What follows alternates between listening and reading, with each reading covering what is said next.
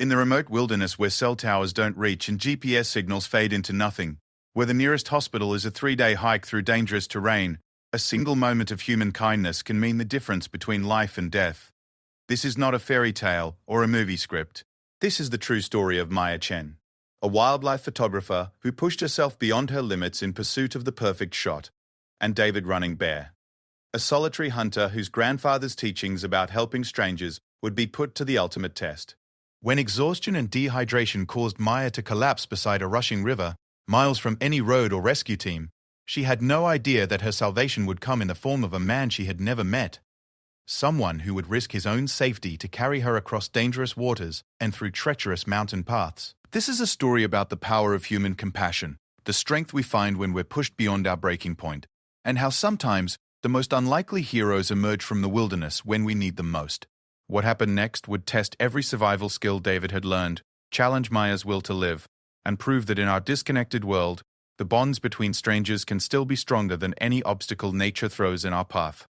Maya Chen adjusted the weight of her camera bag as she stepped carefully along the narrow deer trail that wound through the dense forest of the Rocky Mountain wilderness. The early morning mist clung to the towering pine trees, creating an almost magical atmosphere that made her fingers itch to capture the perfect photograph. She had been hiking for 3 days already, following reports of a rare golden eagle nest that supposedly existed somewhere in this remote corner of Colorado. As a wildlife photographer for National Geographic, Maya had traveled to some of the most remote places on Earth, but this assignment felt different. The magazine was facing budget cuts, and her editor had made it clear that this story needed to be exceptional. The golden eagles were rumored to be a subspecies that hadn't been properly documented in over 50 years. If she could get the shots, it would be the story that secured her position at the magazine for years to come. The trail began to climb more steeply as the sun rose higher, burning away the morning mist and revealing the true scale of the wilderness around her. Maya paused to check her GPS device, frowning when she saw that the signal was weak and intermittent. She had downloaded offline maps before starting the hike, but the device's battery was already showing signs of strain after 3 days of use. Her backpack felt heavier with each step, loaded down with camera equipment, lenses, a small tent, sleeping bag, and what she had calculated would be enough food and water for a 5-day trek. The rangers at the trailhead had warned her about hiking alone, especially in this section of the wilderness where few people ventured. But Maya had been hiking and camping solo for years, and she prided herself on her self-sufficiency. The landscape was breathtaking in its raw beauty. Massive granite cliffs rose from the forest floor, their faces scarred by centuries of wind and weather. Crystal clear streams tumbled down from hidden springs high in the mountains, their sound a constant companion as she made her way deeper into the wilderness. Maya stopped frequently to take photographs, capturing the interplay of light and shadow on the rock faces, the delicate wildflowers that grew in impossible crevices, and the occasional deer or elk that would pause to watch her pass before bounding away into the forest. By afternoon, she reached a high meadow where she hoped to spot the golden eagles. According to her research, they preferred to nest on cliff faces with good visibility of the surrounding area, where they could hunt for small mammals and birds. Maya set up her longest telephoto lens and spent hours scanning the sky and the distant cliff faces, but saw nothing more than a few red-tailed hawks and ravens. The disappointment was crushing, but Maya forced herself to think logically. The eagles were here somewhere. The Park Service record showed consistent sightings over the past few months, and the habitat was perfect. She just needed to look harder, go farther, push herself beyond where other photographers had ventured. As the afternoon wore on, Maya noticed that her water supply was running lower than she had planned. The day was hotter than the weather forecast had predicted, and the high altitude was making her work harder for every breath. She had passed several small streams during the morning hike, but the afternoon trail had been surprisingly dry. She checked her map and saw that there should be a larger creek about 2 miles ahead, where the trail descended back toward the river valley. The hike to the creek took longer than expected. The trail was poorly marked in several places, and Maya found herself backtracking twice when she realized she had followed what turned out to be animal paths rather than the official hiking trail. The sun was getting low in the sky by the time she finally heard the sound of running water ahead. The creek was more of a small river, rushing fast and cold with snowmelt from the high peaks. Maya knelt beside the water and used her portable filter to fill her water bottles, grateful for the refreshing taste of the clean mountain water. She was tempted to make camp right there beside the water, but her research suggested that the eagle nest was still several miles ahead, higher up in the canyon. Maya made the decision that would change everything. Instead of camping by the water where it was safe and comfortable, She decided to push on for another few hours, hoping to get closer to the rumored nesting site before dark. She filled all her water containers and started hiking again, as the shadows began to lengthen. The trail along the river was more challenging than anything she had encountered so far. It wound along steep hillsides, sometimes climbing high above the water, other times dropping down to cross the river on fallen logs or stepping stones. Maya's legs were beginning to feel the strain of 4 days of hiking with a heavy pack, but she pushed herself to keep going. As darkness approached, Maya began to look for a suitable camping spot, but the terrain offered few flat areas large enough for her tent. The river had carved a narrow canyon here, with steep sides that offered little shelter from the wind that was beginning to pick up. She pressed on, hoping to find a better spot around the next bend. That's when she made her second crucial mistake. In the fading light, she missed a turn in the trail and found herself scrambling up what appeared to be a path but was actually a dry creek bed that led nowhere. By the time she realized her error, full darkness had fallen, and she was exhausted from the day's difficult hike. Maya set up her tent on a small patch of relatively flat ground beside the dry creek bed, using her headlamp to navigate in the darkness. She forced herself to eat a meal from her camping supplies, but she had little appetite. The altitude, the physical exertion, and the stress of being alone in the wilderness were beginning to take their toll. She spent a restless night in her sleeping bag, listening to the sounds of the wilderness around her. Owls called from the darkness, and once she heard the distant howl of what might have been a coyote or even a wolf. Every sound seemed amplified in the isolation of the mountains, and Maya found herself wondering if she had been foolish to venture so far alone. Morning brought clear skies and renewed determination. Maya consulted her map and GPS device, trying to figure out exactly where she was and how to get back to the main trail. The GPS signal was nearly non-existent in the narrow canyon, and her device's battery was now showing dangerously low levels. She rationed herself to checking it only occasionally, hoping to preserve what power remained. The hike back to the main trail proved more difficult than she had anticipated. The dry creek bed she had followed the night before was steep and rocky, requiring careful scrambling in several places. Maya's pack seemed to grow heavier with every step, and she was already feeling the effects of the previous day's long hike. When she finally regained the main trail, the sun was already high in the sky, and Maya realized she had lost several precious hours of hiking time. According to her map, the area where the eagles had been sighted was still at least 6 miles away, involving a significant climb up the canyon walls to reach the cliff faces where the birds were known to nest. Maya made her third and most fateful decision of the trip. Despite her exhaustion and the late start, she decided to continue pushing toward the eagle nesting site rather than turning back. She convinced herself that she was close to success, that the perfect photographs were waiting just ahead if she could summon the strength to reach them. The trail began to climb steeply, switchbacking up the canyon wall through a landscape of loose rock and stunted pine trees. Maya's breathing became labored as she gained altitude, and she found herself stopping to rest more frequently. The weight of her camera equipment, which had never bothered her on shorter hikes, began to feel overwhelming. By midday, Maya was struggling. The combination of high altitude, physical exhaustion, and dehydration was beginning to affect her judgment. She knew she should stop, set up camp and rest, but the drive to reach her destination kept pushing her forward. Every photographer knew that the best wildlife shots often required going beyond normal limits, enduring discomfort and hardship, to capture images that no one else could get. The trail became increasingly difficult as the afternoon wore on. In several places, recent rock slides had partially blocked the path, forcing Maya to scramble over loose stones and around fallen trees. Her legs were shaking with fatigue, and she was beginning to feel lightheaded from the exertion and altitude. As she rounded a bend in the trail, Maya caught her first glimpse of the cliff face where the golden eagles were rumored to nest. The sight was magnificent, a towering wall of granite that rose nearly 1,000 feet from the canyon floor, its surface marked by ledges and cracks that would provide perfect nesting sites for large birds of prey. Maya's excitement overcame her exhaustion, and she pressed forward with renewed energy. She could see a flat area ahead where she could set up her longest telephoto lens and have a clear view of the entire cliff face. If the eagles were there, she would be in the perfect position to photograph them. The flat area turned out to be farther away than it had appeared, and by the time Maya reached it, the sun was beginning to sink toward the western horizon. Her hands were shaking as she unpacked her camera equipment, partly from fatigue and partly from anticipation. She set up her tripod and attached her longest lens, then began systematically scanning the cliff face through her viewfinder. For more than an hour, Maya watched and waited, but saw no sign of the golden eagles. A few ravens circled the cliff face, and once she spotted what might have been a peregrine falcon, but the bird she had traveled so far to photograph remained elusive. As the light began to fade, Maya felt a crushing sense of disappointment settling over her. She had pushed herself to the edge of her physical limits, ventured farther into the wilderness than she had ever gone alone, and risked her safety for photographs that now seemed impossible to capture. The eagles might be there, but they weren't going to show themselves today. Maya began to pack up her equipment, her movements slow and clumsy with exhaustion. As she shouldered her backpack again, Maya realized just how tired she truly was. Her legs felt weak and unsteady, and she was having trouble focusing her eyes. She had been so focused on reaching her destination that she had ignored the warning signs her body had been sending her all day. The descent back toward the main trail proved treacherous in the fading light.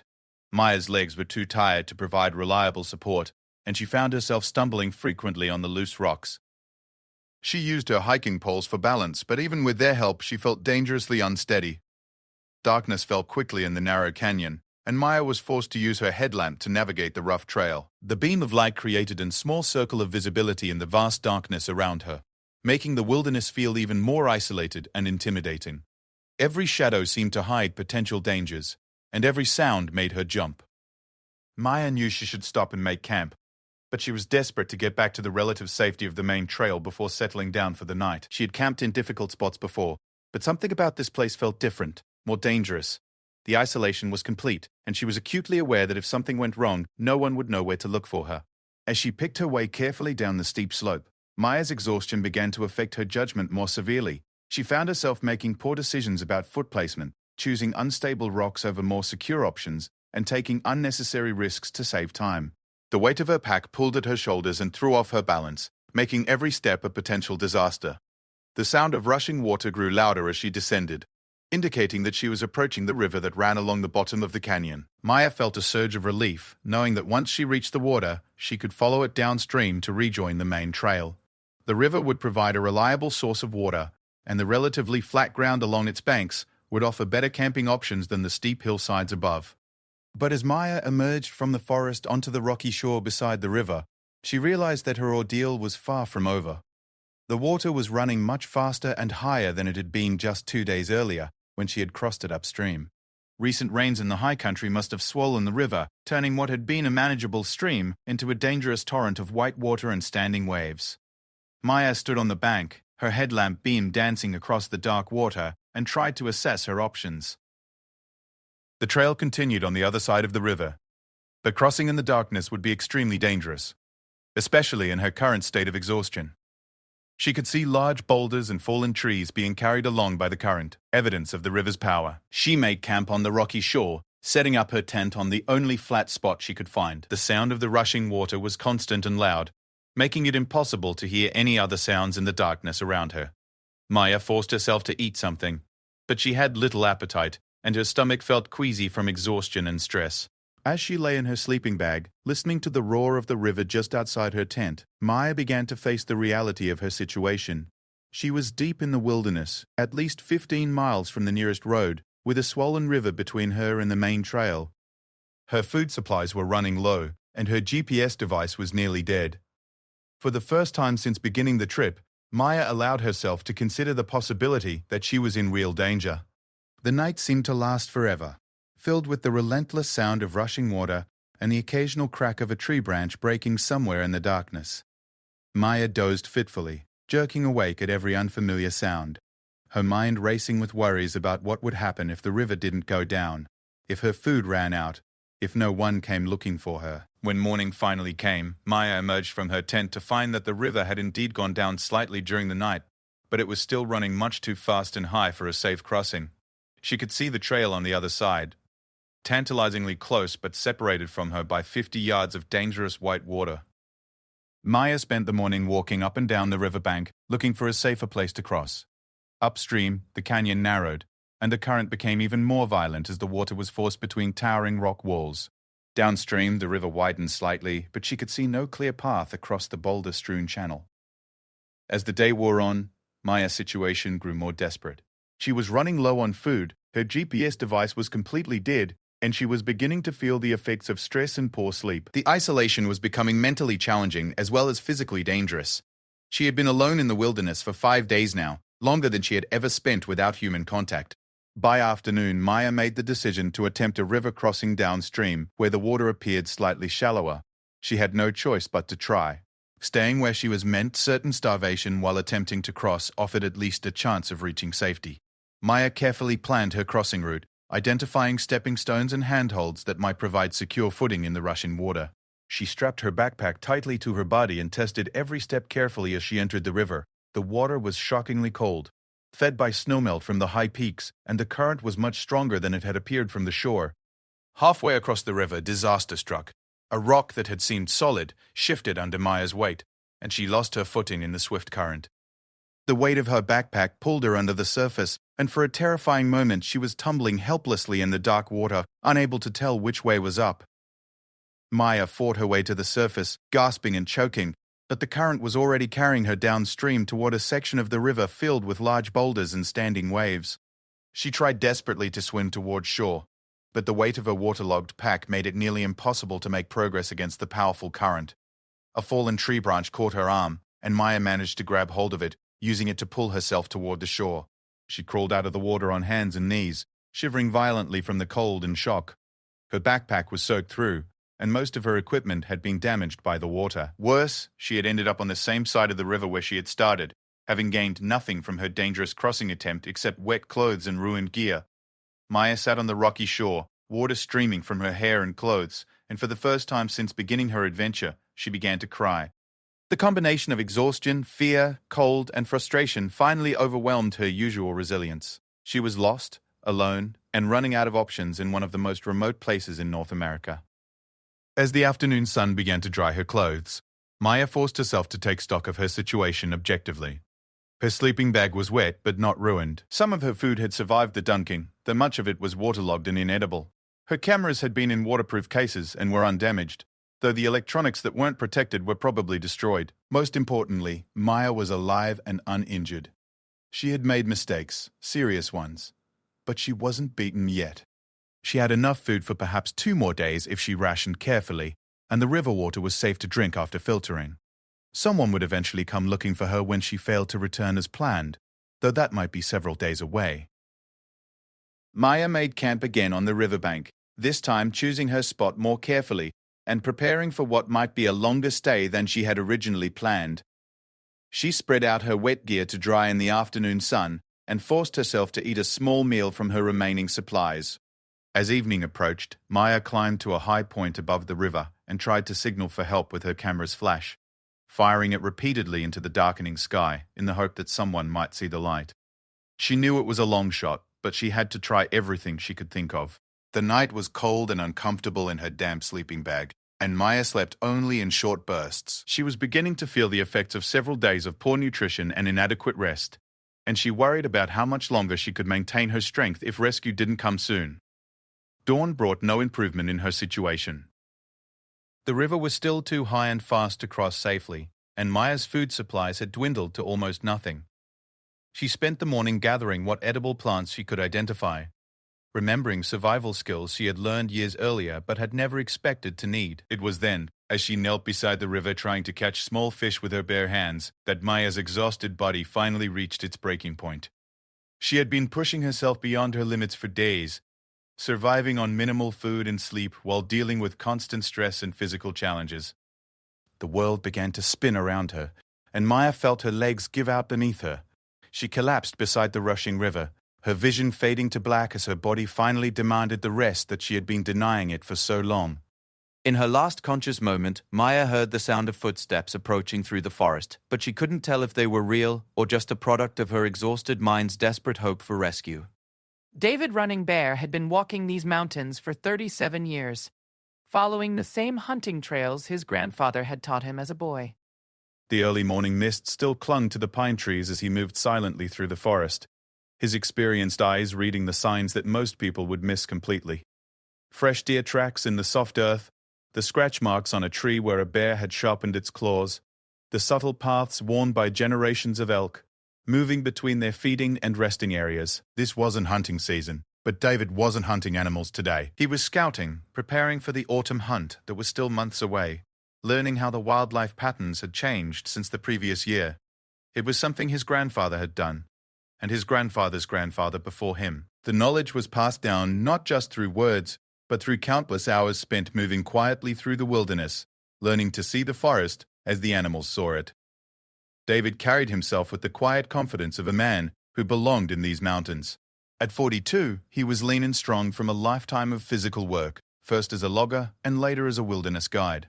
His weathered hands showed the scars of working outdoors in all kinds of weather, and his dark eyes held the patient stillness of someone who had spent years watching and waiting in the wild places. The Blackfoot blood that flowed in his veins came from his grandmother, who had passed down stories and wisdom about living in harmony with the natural world.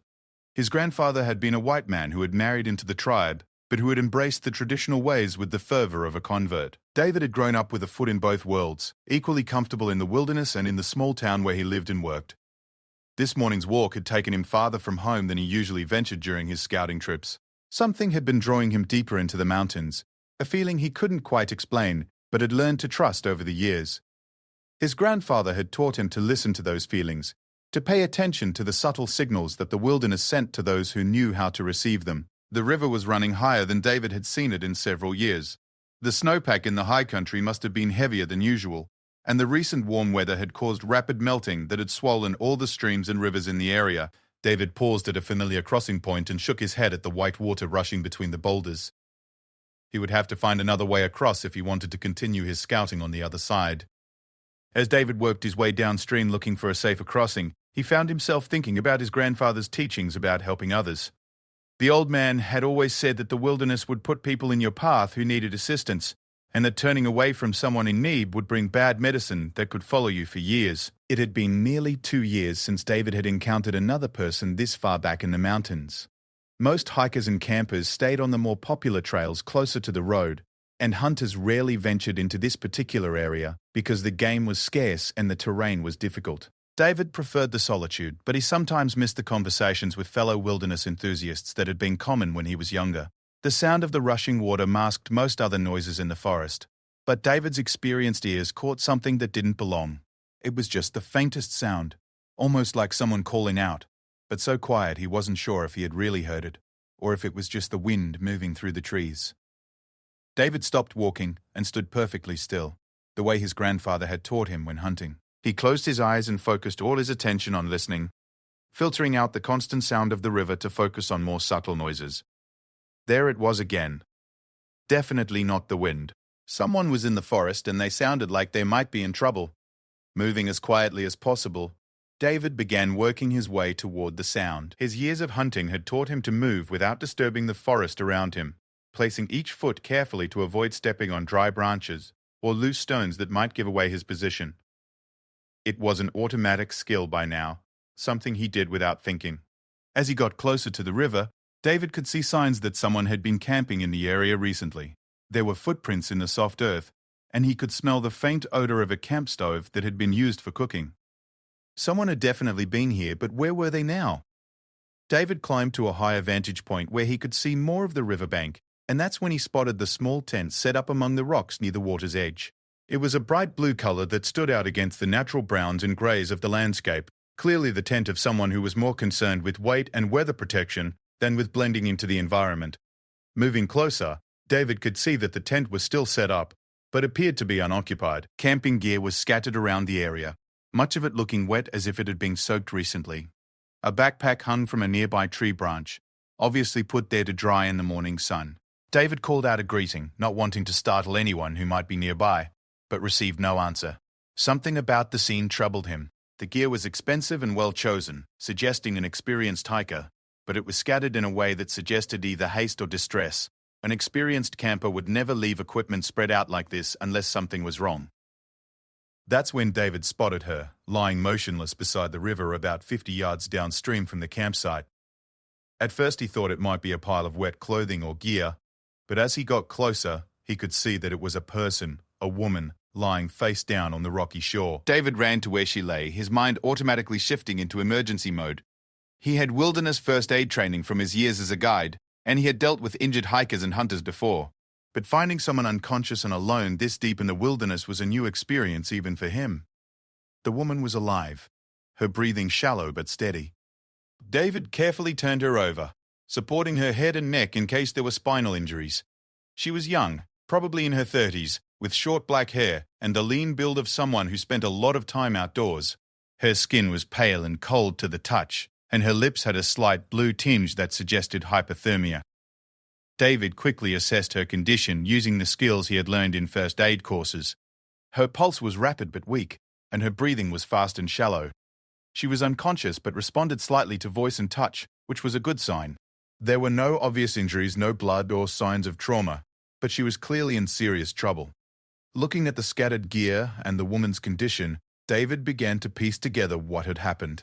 She had obviously been camping alone, which was dangerous enough in this remote area. The wet equipment suggested she had fallen into the river or had tried to cross it and failed. Now she was suffering from exhaustion, hypothermia, or both. David's first priority was getting the woman warm and dry. He quickly gathered dry clothing from her scattered gear and found her sleeping bag, which was damp but not soaked through. Working quickly, he managed to get her out of her wet clothes and into dry layers, then wrapped her in the sleeping bag. The woman began to stir as David worked to warm her up. Her eyes fluttered open, unfocused and confused, and she tried to speak, but could only manage a whispered croak. David talked to her in a calm, reassuring voice, telling her that he was there to help and that everything would be okay. Maya's first conscious thought was confusion about where she was and who was helping her. She could see a man's face above her, weathered and kind, with dark eyes that radiated competence and calm. She tried to sit up, but found that her body wouldn't respond properly. Everything felt weak and disconnected. David gently held her down, explaining that she needed to rest and get warm before trying to move around. He introduced himself and asked her name, trying to keep her conscious and responsive while he continued his assessment of her condition. Maya managed to whisper her name and tried to explain what had happened, though her words came out jumbled and confused. David listened patiently, piecing together the story of her failed river crossing and subsequent collapse. It was clear that she had been pushing herself beyond her limits for several days. Once Maya was warmer and more alert, David began to consider their options. She was in no condition to hike out on her own, and carrying her would be a significant challenge even for someone with his strength and experience. The nearest road was at least 15 miles away through difficult terrain, and much of that distance would require crossing the swollen river. David's military training from his younger years had included wilderness rescue scenarios, but this was different. He had no radio, no way to call for help, and no backup coming. It was just him, an injured woman, and 15 miles of dangerous mountain terrain between them and safety. As Maya became more coherent, she began to understand the gravity of her situation. She was completely dependent on this stranger who had found her, someone she knew nothing about except that he had appeared when she needed help most desperately. The realization was both humbling and terrifying. David spent the rest of the morning caring for Maya and planning their escape route.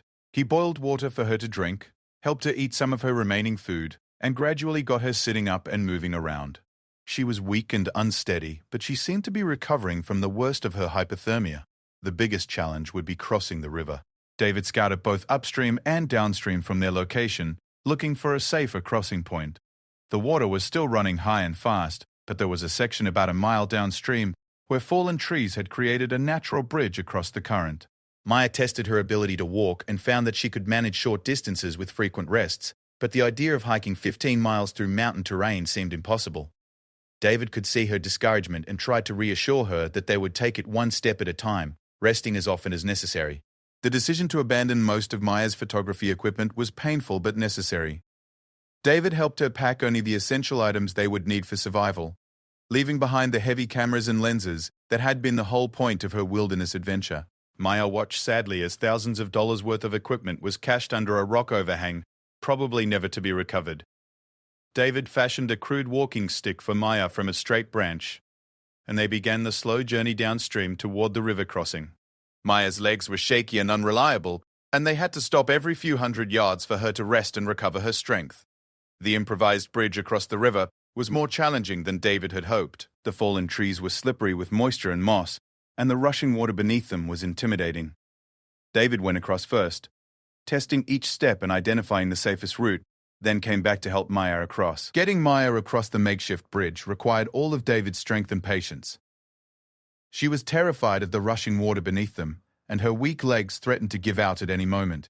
David basically carried her across, supporting most of her weight while helping her maintain her balance on the slippery logs. Once they were across the river, David felt a surge of relief. The immediate danger was past, but they still had many miles of difficult hiking ahead of them. Maya was already exhausted from the river crossing, and David knew that carrying her the entire distance would be beyond even his considerable strength. They made camp that afternoon in a sheltered spot among the trees, where Maya could rest and recover some strength before continuing their journey. David gathered firewood and prepared a hot meal from their combined food supplies, trying to get as many calories into Maya as possible before the next day's hike. As they sat around the small campfire that evening, Maya began to learn more about the man who had saved her life. David spoke quietly about his background, his years as a wilderness guide, and his deep connection to the mountains where they now found themselves. His calm competence was reassuring, but Maya could sense the magnitude of the challenge they still faced. David explained their route out of the wilderness, pointing out landmarks on Maya's map and estimating how long each section would take. Even with frequent rests and a slow pace, they were looking at least 2 full days of hiking before they would reach the nearest road where they might find help. Maya felt overwhelmed by guilt about the situation she had created. Her reckless decision to push deeper into the wilderness alone had not only endangered her own life, but had now put David at risk as well. She tried to express her gratitude and her apologies, but David brushed off her thanks with the matter-of-fact attitude of someone who saw helping others as a simple duty. The night was cold, and Maya's sleeping bag was still damp from her river mishap. David shared his own sleeping bag and extra clothing to keep her warm, maintaining a professional distance while ensuring her safety and comfort.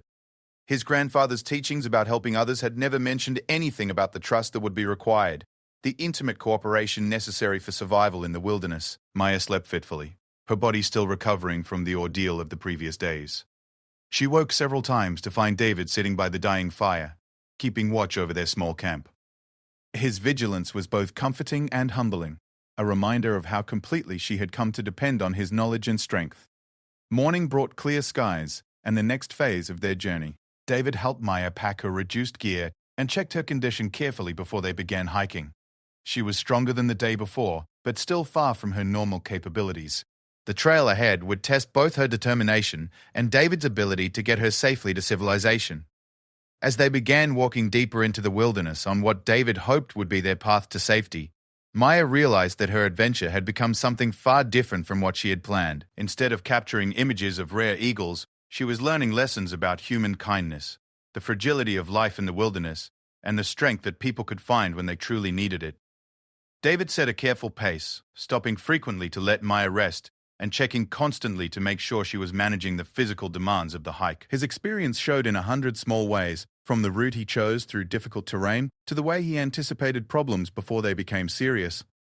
The first major challenge came at a steep section of trail where loose rocks made footing treacherous. Maya's legs were still weak, and she had trouble maintaining her balance with the reduced pack that David had helped her organize.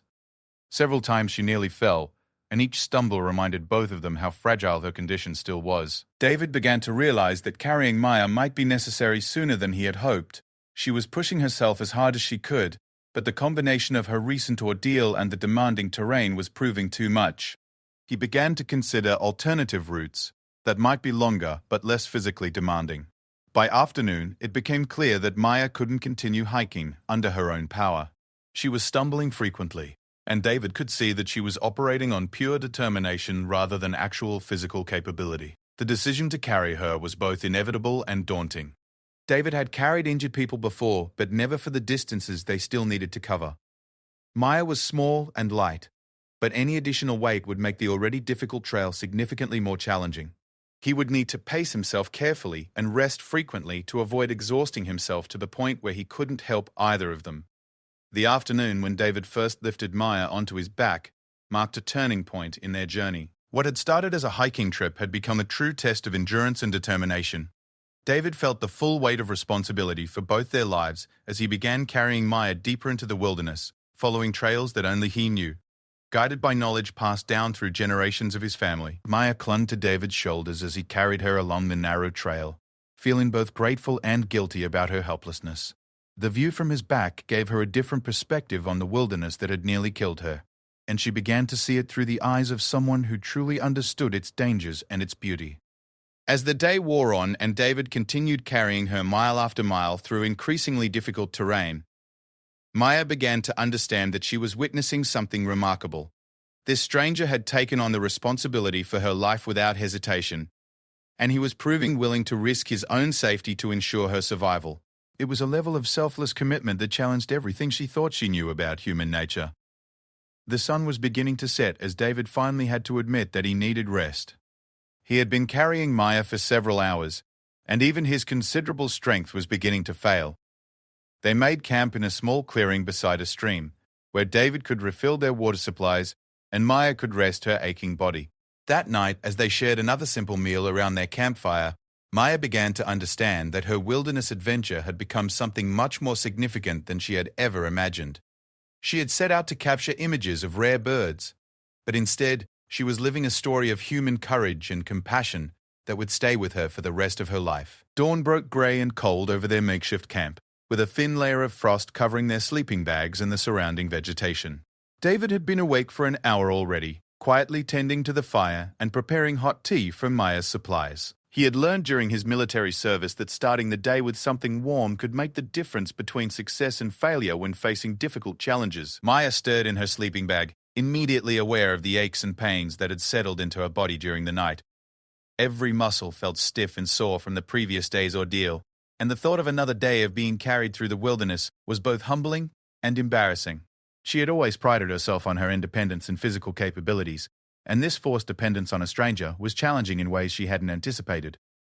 David offered her a cup of hot tea and assessed her condition with the practiced eye of someone accustomed to managing people in difficult situations.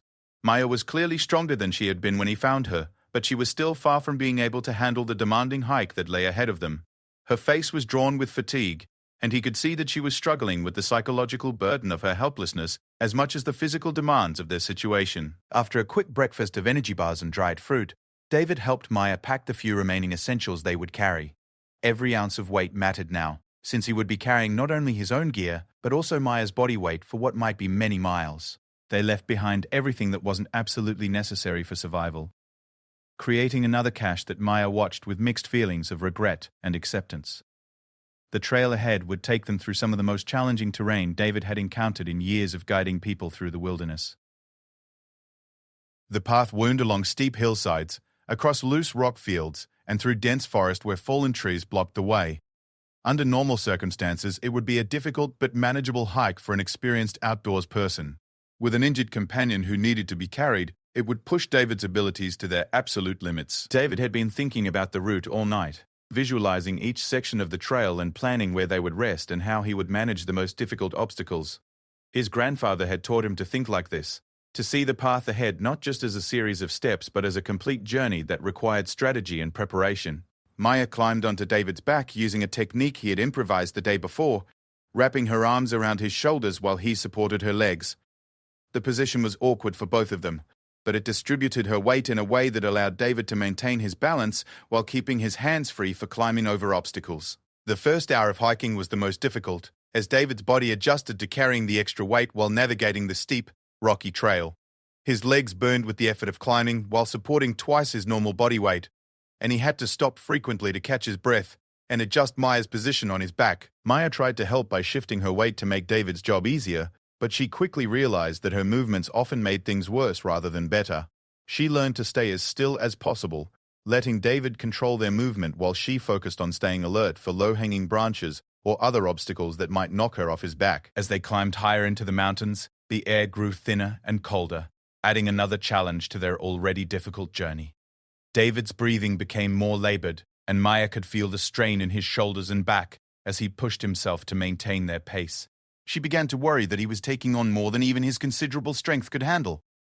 The trail led them across a section of loose rock that had been destabilized by recent freeze-thaw cycles. Each step required careful attention, as rocks that looked solid could shift without warning, potentially sending both of them tumbling down the steep hillside. David tested each foothold before committing his weight to it, while Maya held her breath and tried not to think about what would happen if he lost his footing. Halfway across the rock field, David's right foot slipped on a loose stone, and for a terrifying moment they both thought they were going to fall. David managed to catch himself by grabbing a sturdy boulder with his free hand, but the sudden movement wrenched his back and left him shaking from the close call. Maya felt sick with guilt, knowing that her presence had turned a manageable challenge into a potentially fatal risk. After the rock crossing, David had to rest longer than he had planned. His back was aching from the near fall, and he could feel the first signs of fatigue in his legs. They had been hiking for less than 3 hours, but the combination of Maya's weight and the difficult terrain was taking its toll faster than he had anticipated. Maya used the rest break to study their surroundings and try to understand where they were in relation to their destination. The landscape was spectacular, but intimidating, with towering peaks surrounding them and vast forests stretching in all directions. She began to appreciate just how isolated they really were, and how much skill it would take for David to navigate them safely through this maze of mountains and valleys. When they resumed hiking, David tried a different carrying technique, supporting Maya higher on his back to reduce the strain on his lower spine. The new position was more comfortable for him but less stable for Maya, who had to concentrate constantly on maintaining her balance and grip. Every root and rock on the trail threatened to throw off their careful equilibrium. The afternoon brought a new challenge, as they approached a section of trail that had been washed out by recent storms. A small stream had changed course during the spring runoff, cutting a deep gully across their path and leaving a gap too wide to step across. David studied the obstacle from several angles, trying to figure out how to get both of them across safely. The solution required Maya to climb down from David's back and cross the gully on her own, while David made his own crossing separately. It was the first time in hours that Maya had been responsible for her own safety, and her legs shook with weakness and nervousness as she picked her way carefully across the unstable ground on the steep sides of the gully. Maya's independent crossing of the washout gave both of them confidence that she was recovering some of her strength. But it also reminded them how much farther they still had to go. David estimated that they had covered perhaps 4 miles since morning, leaving at least 8 more miles of difficult terrain before they would reach the road where they might find help. The psychological challenge of their situation was beginning to affect both of them in different ways. David was feeling the weight of responsibility for both their lives, while Maya was struggling with guilt about the danger she had created and the burden she had become. Neither wanted to voice their fears, but both were beginning to wonder if they had taken on more than they could handle. Late afternoon brought them to a section of trail that followed a narrow ridge between 2 steep valleys. The path was well defined but exposed, with dangerous drop-offs on both sides and no room for error. David had to modify his carrying technique again, holding Maya more securely while moving extra carefully along the narrow track. The ridge crossing took almost an hour, with frequent stops where David could rest while maintaining secure footing. Maya tried not to look down into the valleys below them, focusing instead on the back of David's neck and trying to stay calm despite the exposure. The wind was stronger on the ridge, making balance even more challenging and adding a chill factor that made both of them shiver. As they descended from the ridge into a more sheltered valley, both David and Maya felt a sense of relief that quickly gave way to new concerns. David's legs were beginning to shake with fatigue, and he was having trouble maintaining his usual careful pace. Maya could feel the tremor in his muscles and realized that they were approaching the limits of his physical endurance. The valley floor offered easier walking, but David was too tired to take full advantage of the better terrain. His steps were becoming shorter and less sure, and he was breathing hard from the sustained effort of carrying Maya for most of the day. When they stopped for another rest break, Maya could see the strain in his face and the way he moved his shoulders to try to relieve the constant pressure. Maya suggested that she try walking again, but when she attempted to stand without David's support, her legs buckled and she nearly fell. The previous day's ordeal had taken more out of her than she had realized, and the stress of being carried all day had prevented her from recovering the strength she needed to be mobile on her own. As evening approached, David faced a difficult decision about where to spend the night. They had made good progress during the day, but they were still several miles from the road and safety. His body was telling him that he needed rest, but he was reluctant to lose the momentum they had built up during their long day of hiking. The decision was made for them when David's legs finally gave out as they were crossing a small stream. He managed to set Maya down safely before collapsing to his knees in the shallow water, his body finally overwhelmed by the day's extraordinary effort.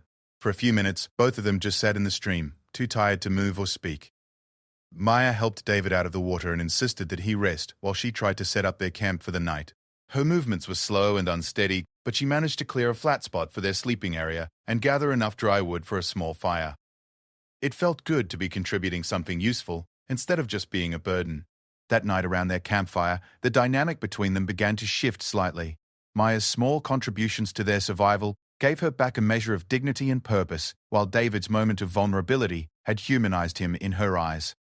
They were no longer just rescuer and victim, but two people depending on each other to survive in a challenging situation. David shared more of his background during their evening conversation, talking about his grandfather's teachings and the traditional knowledge that had guided him through the wilderness for most of his life. Maya began to understand that David's willingness to help her wasn't just individual kindness, but part of a deeper philosophy about human relationships and responsibility to others. Maya told David about her work as a photographer and her passion for capturing images of wildlife in their natural habitats. She explained how the desire to get unique shots had led her to take risks that she now recognized as foolish. The conversation helped both of them process the events of the past few days and think about what lessons they might take from their experience. As they prepared for sleep, David admitted that he was more tired than he had expected to be at this point in their journey. Carrying Maya for an entire day through difficult terrain had pushed him harder than any of his previous wilderness experiences. He was confident that he could continue the next day, but he would need to pace himself more carefully. Maya spent much of the night lying awake listening to David's breathing and thinking about the extraordinary commitment he had made to her survival. She had started her wilderness adventure as a completely independent person, confident in her own abilities and needing nothing from anyone else. Now, she was utterly dependent on the kindness and strength of a man she had known for only 2 days. The realization was both humbling and profound. Maya had always believed that she was self-sufficient, that she could handle whatever challenges life might throw at her. Her collapse beside the river had shattered that confidence, but David's willingness to help her was rebuilding it in a different form. She was learning that true strength sometimes meant accepting help from others, and that independence didn't always mean being alone. When morning came, both David and Maya woke with aching bodies but renewed determination. They had covered a significant portion of their journey the previous day, and both felt that they could see the end of their ordeal approaching. David's legs were stiff and sore, but a night's rest had restored enough of his strength to continue carrying Maya when necessary. Maya tested her own mobility and found that she was slightly stronger than the day before, able to walk short distances on level ground, though still needing David's support on steep or difficult terrain. The improvement gave both of them hope that she might be able to contribute more to their travel as the day progressed. The morning's hike took them through a beautiful section of forest where massive pine trees created a cathedral-like atmosphere with filtered sunlight streaming through the canopy above. Under different circumstances, Maya would have been setting up her cameras to capture the magical light and shadows. Instead, she found herself appreciating the beauty in a more immediate and visceral way, grateful to be alive to see it. David's pace was slower than the previous day, but steadier and more sustainable. He had learned from his near collapse the evening before, and was managing his energy more carefully. Maya rode on his back when the terrain demanded it, but walked beside him whenever possible, gradually building her strength for whatever challenges might still lie ahead. By mid-morning, they reached a section of trail that David recognized as being only a few miles from the road. The knowledge that they were approaching safety gave both of them a surge of energy and optimism. Maya managed to walk most of the way under her own power, with David providing support only on the steepest parts of the trail. The final miles of their journey took them down a long, gradual descent through forest that gradually gave way to the more open landscape near the road. Maya's legs were shaking with fatigue by the time they reached the last mile, but she was determined to walk out of the wilderness on her own feet if at all possible. When they finally emerged from the forest and saw the gravel road ahead of them, both Maya and David felt a mixture of relief, exhaustion, and accomplishment. They had covered nearly 15 miles of difficult mountain terrain under conditions that would have challenged even experienced wilderness travelers. More importantly, they had both discovered reserves of strength and determination that they hadn't known they possessed. Maya turned to David as they stood at the edge of the road, trying to find words adequate to express her gratitude for everything he had done. She realized that he had not only saved her life, but had given her a new understanding of what it meant to truly depend on another person. The experience had changed her in ways that she was only beginning to comprehend. David looked back at the trail they had just completed and felt the quiet satisfaction of a job well done. His grandfather would have been proud of the way he had responded to finding someone in need, and the knowledge that he had been able to help Maya reach safety validated the traditional teachings that had guided his actions. As they waited by the roadside for a vehicle to appear that could take them back to civilization, both Maya and David knew that their wilderness adventure had become something much more significant than either had expected.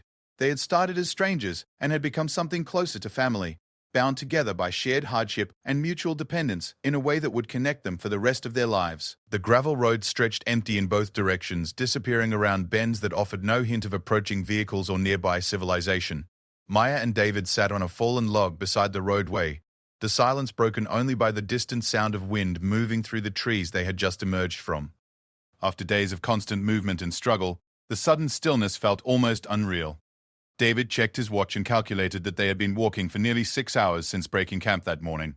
His body ached in places he had forgotten could hurt, and he could see that Maya was fighting exhaustion, despite her determination to appear strong, now that they had reached what should have been safety. The road was maintained, but clearly saw little traffic. Weeds grew between the tire tracks, and there were no recent signs of vehicles having passed this way. David explained that this particular road was used mainly by Forest Service personnel and the occasional hunter or fisherman accessing remote areas. During the middle of the week in late spring, they might wait hours before anyone came along. Maya felt a crushing disappointment as the reality of their situation sank in. She had imagined that reaching the road would mean immediate rescue, a quick drive to civilization, and medical attention. Instead, they were still isolated, still dependent on themselves for survival, though at least they were now in a place where help might eventually arrive. David began walking along the road in both directions, looking for any sign of recent vehicle traffic or clues about which way might lead to more heavily traveled routes.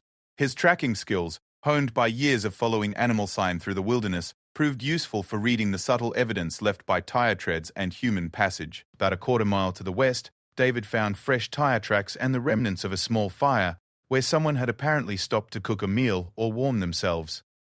The ashes were cold but not weathered, suggesting that someone had been there within the past few days. More importantly, the tire tracks appeared to be heading west when they left the stopping point. Maya watched David's investigation with growing admiration for his methodical approach to problem-solving. Everything he did seemed to be informed by years of experience and traditional knowledge that allowed him to read signs and make decisions that wouldn't have occurred to her. She was beginning to understand that his rescue of her had been no lucky accident, but the result of skills and wisdom accumulated over a lifetime.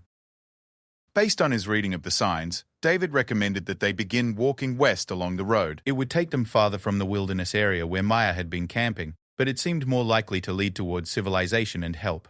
Maya agreed without hesitation, trusting completely in David's judgment after everything they had been through together. Walking on the road was easier than the mountain trails they had been following, but Maya's weakened condition made even this simple task challenging. Her legs felt rubbery and unreliable, and she found herself leaning heavily on David's arm for support. Every step was an effort of will as much as physical strength. David shortened his naturally long stride to match Maya's faltering pace, patiently adjusting his speed as her strength ebbed and flowed. He could see that she was pushing herself as hard as she could, and he admired her determination even as he worried about her ability to keep going much longer.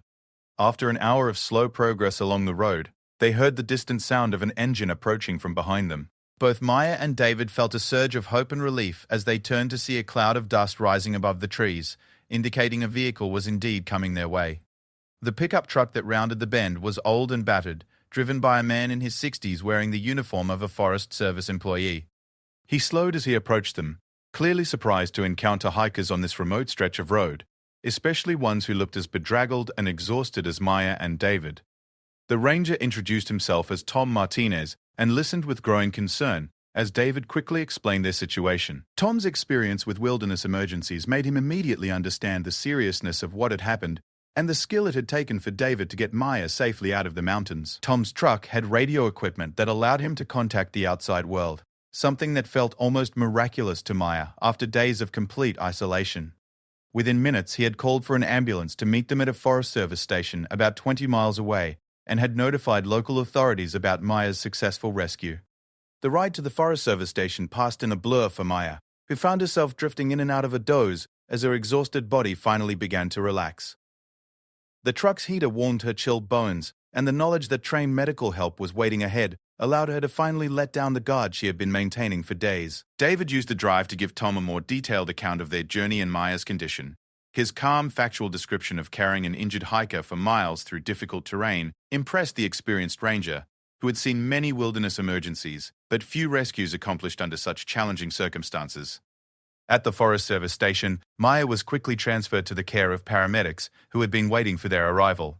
The medical team's initial assessment confirmed what David had suspected: severe dehydration, exhaustion, and the lingering effects of mild hypothermia, but no serious injuries that wouldn't heal with rest and proper care. As the ambulance prepared to transport Maya to the regional hospital, She realized that her rescue meant separation from David, possibly permanently. This man who had saved her life and carried her to safety was about to walk out of her life as suddenly as he had entered it. Maya insisted on a few minutes alone with David before the ambulance departed. She tried to express her gratitude, but words seemed inadequate for what he had done. David listened with the same quiet patience he had shown throughout their ordeal, accepting her thanks with the matter-of-fact humility that seemed to characterize everything he did. David gave Maya his contact information, written on a scrap of paper in his careful handwriting. He told her to get in touch when she had recovered, not because he needed thanks or recognition, but because he wanted to know that she had fully healed from her ordeal. The ambulance ride to the hospital gave Maya time to process everything that had happened. The medical personnel monitoring her condition were amazed by the story of her rescue and David's extraordinary effort to carry her out of the wilderness. One of the paramedics commented that she was lucky to be alive, and Maya knew he was absolutely right. At the hospital, Maya was admitted for observation and treatment. Intravenous fluids began addressing her dehydration, and warm blankets helped her body temperature return to normal. The medical staff was thorough and professional, but Maya found herself missing the calm presence of the man who had taken care of her in the wilderness. The hospital social worker helped Maya contact her family and employer to let them know she was safe. The conversations were emotional and difficult, as Maya tried to explain what had happened without revealing how close she had come to dying in the wilderness. She wasn't ready to face the full implications of her adventure gone wrong. Dr. Sarah Patterson, the emergency room physician who treated Maya, was fascinated by the story of her rescue. As an experienced wilderness medicine practitioner, Dr. Patterson understood how unusual it was for someone in Maya's condition to be successfully evacuated from such a remote location without professional rescue equipment or helicopters. Maya spent 2 days in the hospital, regaining her strength and processing the emotional impact of her experience. The physical recovery was straightforward, but the psychological effects were more complex. She had faced her own mortality in a way that changed her perspective on risk, independence, and the kindness of strangers. Meanwhile, David had returned to his normal routine, but found it difficult to focus on everyday tasks. The intensity of the rescue experience had affected him more deeply than he had initially realized. His grandfather's teachings about helping others had never mentioned the emotional bond that could form during such experiences. David found himself thinking constantly about Maya's recovery, and wondering how she was adapting to being back in civilization. The wilderness experience had created a connection between them that felt significant, but he wasn't sure what it meant or how to pursue it appropriately. When Maya was discharged from the hospital, she faced the practical challenges of recovering her abandoned equipment and dealing with insurance claims for her lost gear. More difficult was explaining to friends and family why she had taken such risks and how she had ended up in a situation that required rescue by a stranger. Maya's editor at National Geographic was understanding about the failed assignment, but Maya could see that her credibility as a solo wilderness photographer had been damaged. The magazine industry was competitive, and photographers who created expensive rescue situations were not likely to receive future assignments in remote locations. The lost photography equipment represented months of savings and income, and Maya's insurance coverage was incomplete. The financial impact of her wilderness adventure was significant, but she found that she cared less about the money than she had expected.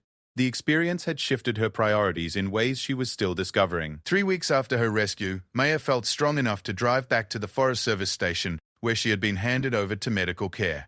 She wanted to thank Tom Martinez for his help, and to see if there was any news about David, whom she had not heard from since their separation at the ambulance. Tom was happy to see Maya looking healthy and recovered, and he was glad to hear that she was doing well. He mentioned that David had stopped by the station several times, asking about her condition, and seeming relieved to learn that she was recovering successfully.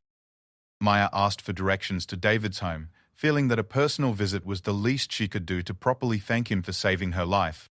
Tom provided general directions to the small town where David lived, but warned her that he valued his privacy and might not be comfortable with unexpected visitors. The drive to David's town took Maya through spectacular mountain scenery that reminded her of the wilderness where they had met, but the memory was now colored by knowledge of how dangerous those beautiful places could become. She found herself noticing escape routes and potential hazards that she would have ignored before her rescue experience. David's house was a modest cabin on the edge of town, surrounded by a well-tended garden and several outbuildings that suggested someone who lived a practical, self-sufficient lifestyle.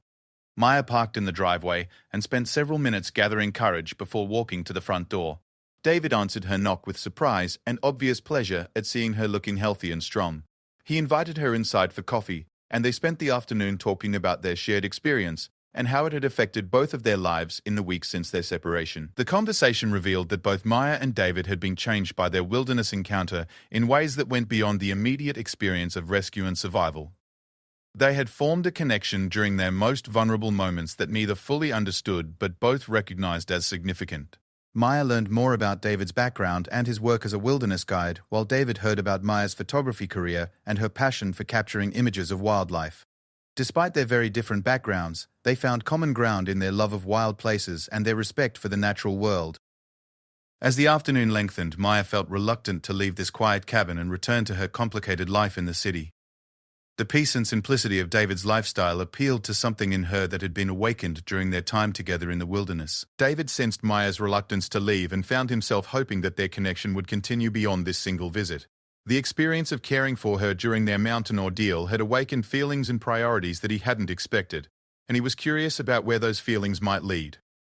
When Maya finally did leave that evening, both she and David understood that their relationship had evolved beyond the simple categories of rescuer and victim. They had become friends, possibly something more, bound together by shared hardship and mutual respect, in a way that neither had experienced before. The drive back to the city gave Maya time to think about the choices she was facing. Her near-death experience had clarified her priorities and made her question many of the assumptions that had guided her life until now. The man who had saved her life represented values and a way of living that appealed to her in ways she was only beginning to understand. David spent that evening thinking about Maya's visit and the feelings it had stirred up. His solitary lifestyle had always suited him, but her presence had reminded him of the value of human connection and shared experience. For the first time in years, he found himself questioning whether complete independence was really what he wanted. The next few weeks brought regular phone conversations between Maya and David, as they continued to process their shared experience and explore the connection that had formed between them. These conversations gradually evolved from discussions of their wilderness adventure to more personal exchanges about their hopes, fears, and dreams for the future. Maya found herself making excuses to spend more time in the mountains, taking photography assignments that brought her closer to David's area and allowing for more frequent visits to his cabin. Each visit deepened their friendship and her appreciation for the lifestyle and values that had shaped him. David began to look forward to Maya's visits with an intensity that surprised him. Her presence brought energy and perspective to his solitary life, and her stories about the wider world beyond the mountains sparked curiosity and interest that he had long suppressed. As spring turned to summer, Maya and David both realized that their wilderness rescue had become the beginning of something much larger and more complex than either had anticipated. What had started as a simple act of human kindness was evolving into a relationship that would challenge both of them to reconsider their fundamental assumptions about independence, connection, and what it meant to truly care for another person. 6 months after her rescue, Maya stood at the edge of the same river where David had found her, collapsed and near death. This time, she wasn't alone and desperate, but accompanied by David on what had become their weekly hiking tradition. The water was lower now, running clear and manageable in the late autumn weather, a far cry from the dangerous torrent that had merely claimed her life. Maya carried a much lighter pack than she had during her original wilderness adventure, filled with just the essentials for a day hike, rather than the heavy photography equipment that had once defined her identity. Her approach to the wilderness had changed fundamentally, becoming more about experience and less about documentation, more about being present than capturing the perfect shot. David moved beside her with the same quiet competence she remembered from their desperate journey to safety. But their relationship had evolved far beyond rescuer and victim. They had spent countless hours talking during her recovery period, sharing stories, perspectives, and gradually building a friendship that surprised both of them with its depth and significance. The changes in Maya's life had been dramatic and sometimes painful. Her near-death experience had forced her to confront the risks she had been taking in pursuit of her career, and the resulting shift in her approach to photography had initially caused problems with her editor at National Geographic. The magazine industry valued dramatic images captured in extreme conditions, and Maya's newfound caution was seen as a liability. Maya had eventually made the difficult decision to leave her position at the magazine, choosing instead to work as a freelance photographer, specializing in more accessible wildlife and nature subjects. The career change had reduced her income significantly and ended her dreams of photographing rare species in remote locations, but it had also restored her love of photography as an art form rather than just a dangerous job. David had been a steady source of support during Maya's career transition, offering practical advice and emotional encouragement as she navigated the challenge of rebuilding her professional identity. His perspective on work and life, shaped by traditional values and a deep connection to the natural world, had helped Maya see alternatives to the driven, risk-taking approach that had nearly gotten her killed. The friendship that had grown between them was unlike anything either had experienced before. Their shared wilderness ordeal had created a foundation of trust and mutual respect that allowed for unusual honesty and openness in their conversations. They could discuss fears, doubts, and hopes with each other in ways that felt both natural and profound. Maya had gradually begun spending more time in the mountain town where David lived, initially staying in a local bed and breakfast but eventually renting a small cabin of her own. The slower pace of life and the close-knit community appealed to aspects of her personality that had been suppressed during her years of constant travel and deadline pressure. David found his own life changing in response to Maya's growing presence in it. Her curiosity about his traditional knowledge and wilderness skills had motivated him to begin offering educational programs for local schools and conservation groups. Teaching others about wilderness survival and traditional hunting techniques connected him to his grandfather's legacy in ways that felt meaningful and purposeful. The relationship between Maya and David had evolved slowly and naturally, without the drama or uncertainty that had characterized Maya's previous romantic experiences. Their connection was built on shared experience, mutual respect, and complementary strengths, rather than just attraction or convenience. They had seen each other at their most vulnerable and had proven reliable in crisis situations. Maya's family had initially been skeptical about her relationship with a man they saw as too different from her previous lifestyle and values. David's quiet manner and practical approach to life seemed incompatible with Maya's educated, cosmopolitan background. However, visits to the mountain town had gradually convinced even her most dubious relatives that the relationship was healthy and meaningful. David's acceptance by his own community had taken longer and required more proof of his commitment to Maya and their relationship. Traditional expectations about marriage and family had never been part of David's life plan, and his decision to open his heart to someone from outside his cultural background was seen as significant by friends who had known him for decades. The autumn hike that brought them back to the scene of their first meeting was actually a celebration of sorts. Maya and David had decided to formalize their relationship with a commitment ceremony that would honor both of their backgrounds and the unique circumstances that had brought them together. The location where David had first found Maya seemed like the appropriate place to mark this new beginning. As they reached the spot where Maya had collapsed 6 months earlier, both of them reflected on how much had changed since that desperate morning. Maya looked at the rocky shore, where she had nearly died, and felt only gratitude for the experience that had ultimately transformed her life in positive ways. David remembered the weight of responsibility he had felt for Maya's survival and realized that the caring had never really ended. The simple ceremony they conducted beside the river was witnessed only by the wilderness itself, but it felt more meaningful to both of them than any formal wedding could have been. They exchanged vows they had written themselves, promising to continue supporting and caring for each other with the same commitment David had shown during their mountain ordeal. Maya's vows spoke of her gratitude not just for David's rescue of her body, but for his role in helping her rescue her sense of purpose and priorities. She promised to honor the traditional values he had shown her, while continuing to pursue her own passions and interests in ways that were sustainable and healthy. David's vows reflected his amazement at the way Maya had brought new energy and perspective to his previously solitary life. He promised to continue being the steady, reliable presence she could count on, while remaining open to the growth and change that their relationship had inspired in him.